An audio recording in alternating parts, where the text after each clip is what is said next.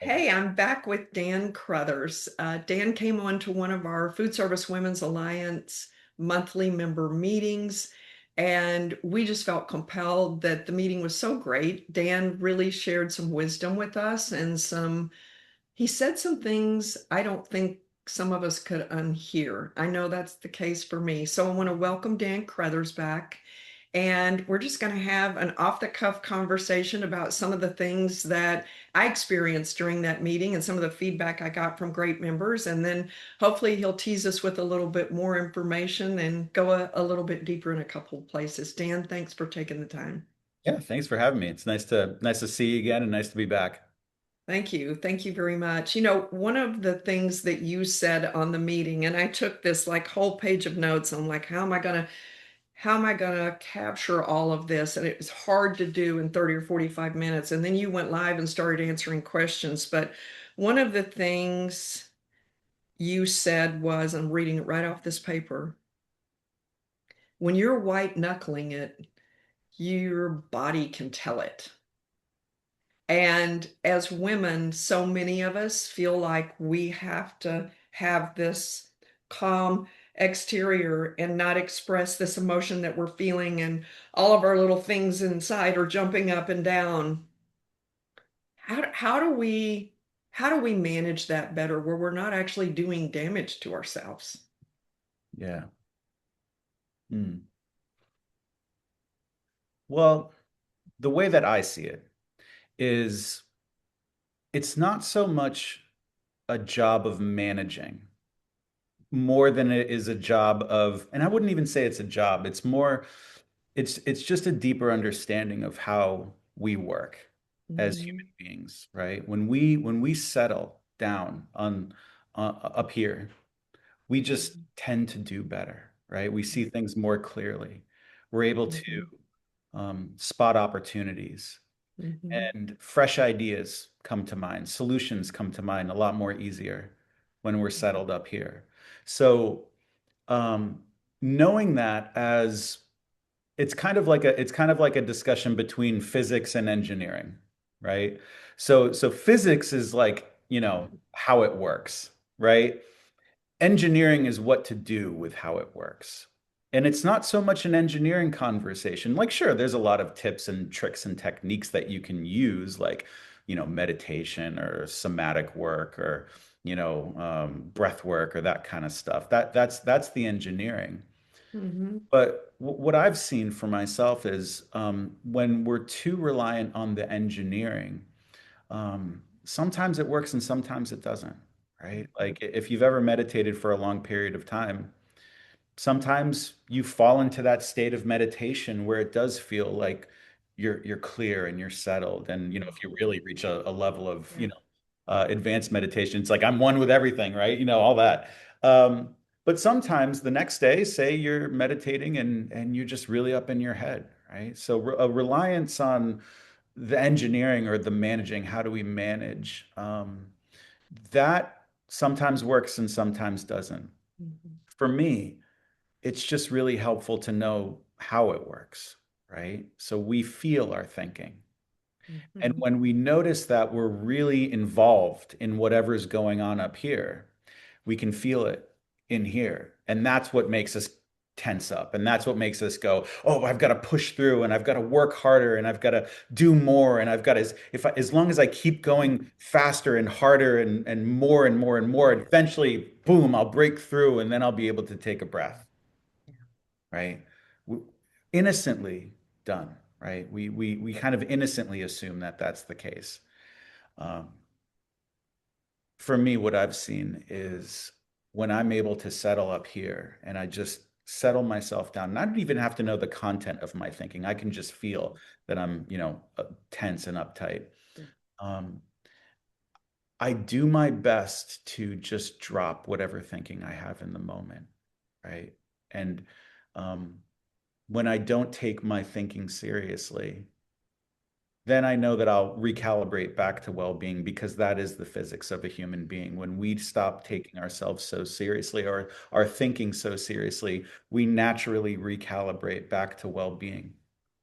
And then we're good as new, and then we can have fresh ideas, and then we can settle our minds, and then we can approach what we've been working on and trying to push through with a new energy. Mhm. So I don't know if I'm actually answering your question. This is just what's coming to mind, but it's kind of like it's kind of like, well, how do I drop the thought? How do I settle up here? Right. And that's where people are like trip tips and techniques and meditation and all that stuff. Mhm. And for me, it's kind of like, if I give you a burning coal and I tell you to hold on to it, right? And you're holding on to it and it hurts because it's burning. Well, you don't need to ask me, how do I let go of this? It hurts, right? Yeah. Just drop it because it hurts. Yeah. It's kind of like that when we notice our thinking and we can feel our thinking is causing, anxiety or tension or Yeah. worry or fear. All we're doing is just holding on to a hot Mhm. coal or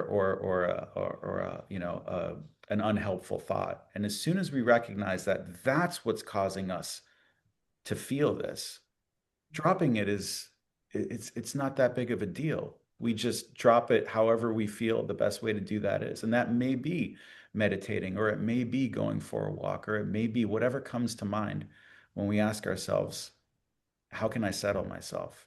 How do I drop this? And that's going to be different day to day. So I have no idea if I answered your question, but that's what. No, you did. You did. I think one of the things that really resonated with me from the session was that when something happens and we have this automatic reaction to what happens, we feel very out of control. We feel like we can't control it. The shift for me and some of the folks that gave me feedback said, whoa, wait a minute. I really never realized the power I have over that.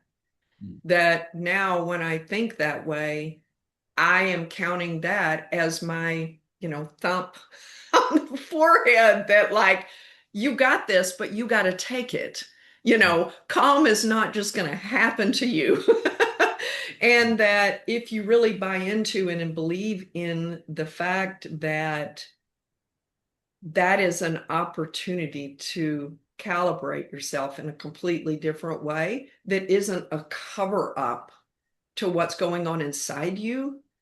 It is really being true to yourself and saying, gosh, it's okay that that made me elevated. I'm deeply tied to it passionately or emotionally, and that is a normal reaction for anyone to have. What I'm not going to allow myself to do is to have this elevated and heightened level of anxiety over the it that happened, and that I have the ability to bring myself back to that. And what I find is that really is different for everyone. For some people, that is a brisk walk. For other people, it is a sit quietly or listen to music or be diverted from, thinking about it through cooking or something else that is productive.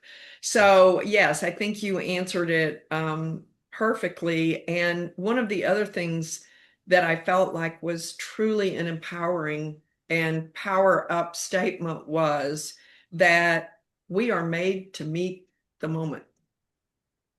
And so we're built for that. So talk to me a little bit more about that, because what we know is like some of these rockets coming at us, or something coming at us that is more emotional at the moment, or something coming at us that is extremely joyous and like victory and happiness and all of that. Talk to me a little bit more about the statement, we're made to meet the moment. Yeah. Hmm. Well, we're not necessarily in charge of the circumstances around our lives, right? We can control some of it, but by Mhm. and large, we're not super in control. We can't control people and can't control situations that necessarily happen. So we're not in control of circumstances by and large. Um, we are 100% in control of our experience. Right? And people tend to conflate those two. We think that circumstance equals experience, right? And we know that's not true because you can put two people in the same circumstance and they'll have completely different experiences. And the only thing that's different there is the meaning that they're making about the experience or the circumstance, rather. Um, but meeting the moment is, um, one of my old coaches, he told me that, and this is the way that I just remember it the best, is like, we're really bad at eating the food on our plate yesterday. We're even worse eating the food on our plate tomorrow. But we're really made to eat the food on our plate today, right? So when we go off into, future tripping and we kind of make up stories or, possibilities, good or bad, of what could happen tomorrow or in this conversation later that I'm having with my boss or whatever it is, or this new client, Hmm. like, we're really bad at predicting the future and how well we're going to show up to that. Um, and so spending a lot of time in that space, you know, in my experience is kind of just an exercise in futility, right? It Hmm. doesn't really move the needle other than it makes me even feel empowered or scared, right? That's it. I'm just experiencing my thinking about the future. Right. So putting my attention outside of the moment that I'm in now, whether it's in the past or in the future, is just keeping me away from my innate ability to really experience what's happening now and let myself unfold in the moment. Yeah.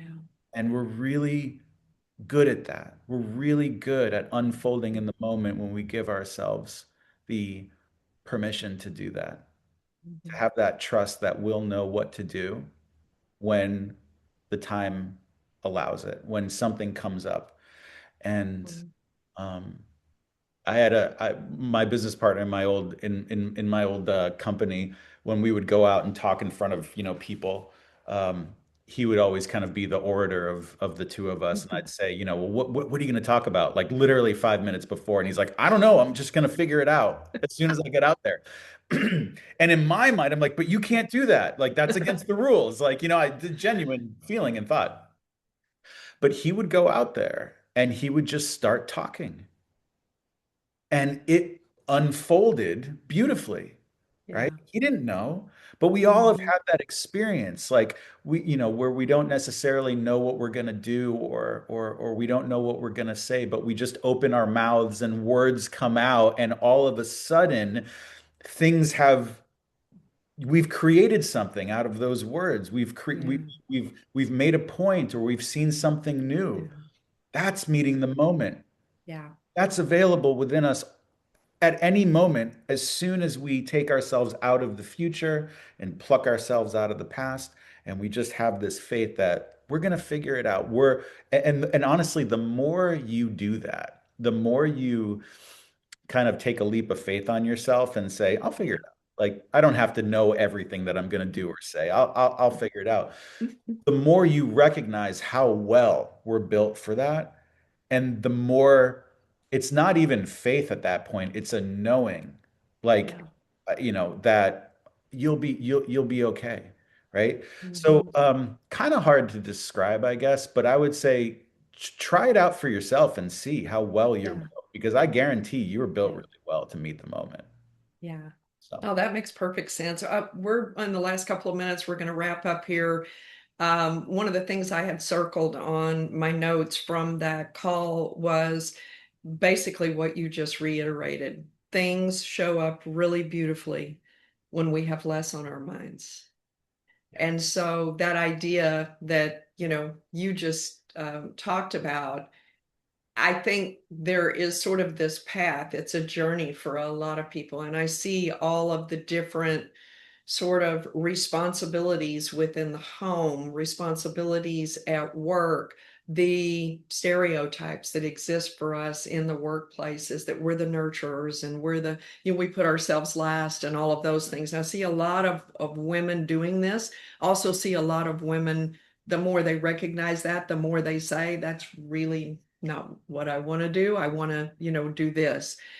Um, so if we're in that journey and we've got just enough proof that shows us that, wow, I just came out of that and just feel really great about what I contributed there. And I recognize that it's because I put myself in a place of valuing what I have, between my ears and my heart in it.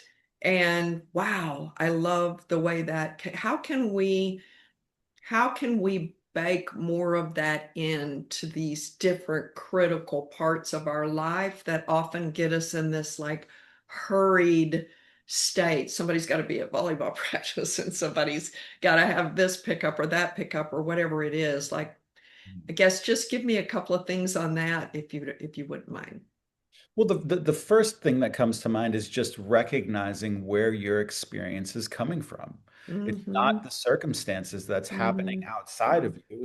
It's Yeah. the amount of thinking that you're involving yourself in about the Mm-hmm. circumstances. So, I've got to pick up kids from volleyball, and then I've got to do this, and then I've got to, respond to this email, and then I've got to, it's like if you have a lot of thinking about that circumstances, um, it will feel overwhelming. It will feel Mm-hmm. like you're bucking the Mm-hmm. current. It will Mm-hmm. feel like you have to do something about that, or you have to push yourself. Mm-hmm. But if you just kind of there's a great book. It's kind of like a spiritual fiction book. I honestly can't remember the name of it, but um, there's a moment in there where the one line that sticks with me is just take the next step, and it's take the first step, and then the next step reveals itself, right? Mm-hmm.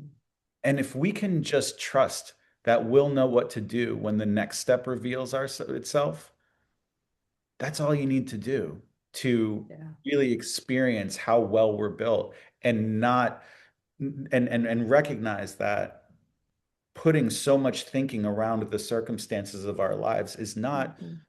very helpful. Mm-hmm. And if we just slow ourselves down and just take the first step and the second step reveals Mm-hmm. itself, and we just go, oh, okay, well, I'm gonna do that now. And then I go do that, and that's where my focus is. And Yeah. then it's like, well, what's the next thing I have to do? Oh, okay, I'll go do that now. And then I'll go do that. And that's where my focus is. That's how we get Mm-hmm. into flow. That's how Yeah. we get into that flow state everybody wants to be in. Yeah. Flow is just clarity of intent minus distraction. And distraction is whatever distracting thought is going on upstairs. Right. So, th- th- again, it would be, if I were to sum it up, is to just as best you can recognize that your experience is coming from the thinking in the moment that you have about the circumstance. And as soon as you settle yourself down and you just Mm-hmm. go, okay, well, what's the next thing I need to do? Like, okay, I'll go do that. Okay, did that. Right. What's the next thing? And then you go do that. Right. You can live your whole day like that. You can live your whole life like that. Mm-hmm. And I promise you'll Yeah. feel better. Right. So, anyway, I hope that answered the question too. Yeah, for sure it did. So give us right here at the end, give us just a little bit of, for those who may not know who you are and what you do. Maybe they were watching this video and they didn't see the video from the FWA member meeting, or maybe they weren't there. Close us out by just telling us a little bit about what you do for professionals and individuals and how someone could contact you. Yeah. My name is Dan Crothers, and I have been grappling with the title of coach for a while now because it's not quite what I do. The best way I can describe it is I help people get more out of themselves and their lives than they're able to on their own by being in a conversation that Mhm. helps them realize how well they're actually built, as Yeah. opposed to me giving them tips and tricks Yeah. and techniques and modalities Yeah. and all of that, which is kind of the traditional coaching way. Yeah. I'm more interested in sitting with people and helping them remember or even realize how awesome they are and how well they're made to meet life in whatever capacity their Yeah. life is in. So Yeah. a little vague, but that's the best way I can describe it now. So that's what I'm going to go with. Ah, I love that. So how could someone reach you? Well, I'm on LinkedIn, Dan Crothers, and you can also reach me at my email, which is dan.r.crothers@gmail.com. And that would be the best way. And you can check out dancrothers.com, my website. We sure appreciate your allyship. Thank you for being willing to speak with me again. And I kind of got a feeling it might not be the last time. So I hope so. I hope so. I really enjoy these conversations, and it's important work that you guys are doing. So, thank you. any part that I can play in that, and I would be honored to. It is Thank important you. work, and yeah, Thank you. thanks for having me again.